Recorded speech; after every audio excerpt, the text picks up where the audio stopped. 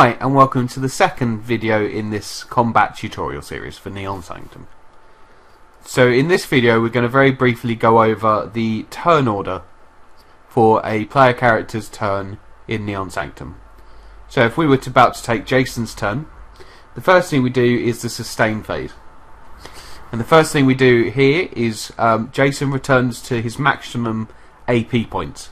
So in this case the blue icon in the bottom right shows 6, and that's how many action points, or AP, Jason has to spend this turn. Action points to spend on playing cards, moving, and performing other actions. The second thing we do in the sustain phase is pay upkeep for any cards that have been locked in previous turns. Locked cards are cards that remain active in between turns. So for example, if he had previously used the dodge card shown here and it was locked, which is where we turn it sideways as shown here, the effect is +1 defense versus ranged attack, and it has a sustain of 1. That would mean that Jason has to play 1 AP or 1 action point to keep that effect occurring until his next turn. So once that's done, the sustain phase is over and the player will have a certain amount of action points left to spend.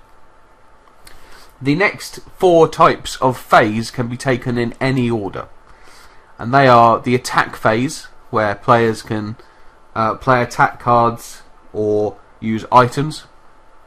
Defense phase, again where players play defense cards or items. There are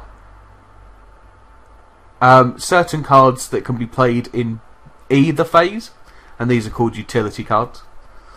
There are then an unlimited amount of what we call mini phases that can be taken, and these are things such as talking or performing small actions. These could be free, or the GM could decide they'll cost action points, so it could be something like pressing a button or opening a door. And finally, each player has a movement phase, and that costs 1 action point to perform. So once the player has performed as many of those phases as they wish, and they haven't gone over their total amount of action points, they then move into their cooldown phase.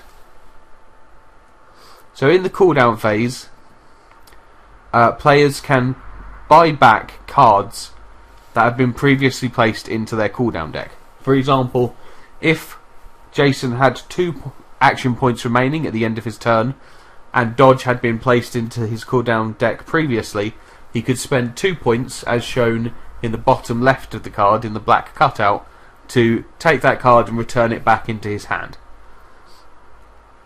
Any cards played that turn will be placed into the cooldown deck once the player has finished purchasing any other cards back. You cannot get cards back in the same turn as you've used them. And that's it for this brief video, just a quick going over of the turn phase order. In the next video we'll go over how you play cards and the effect that has on the game.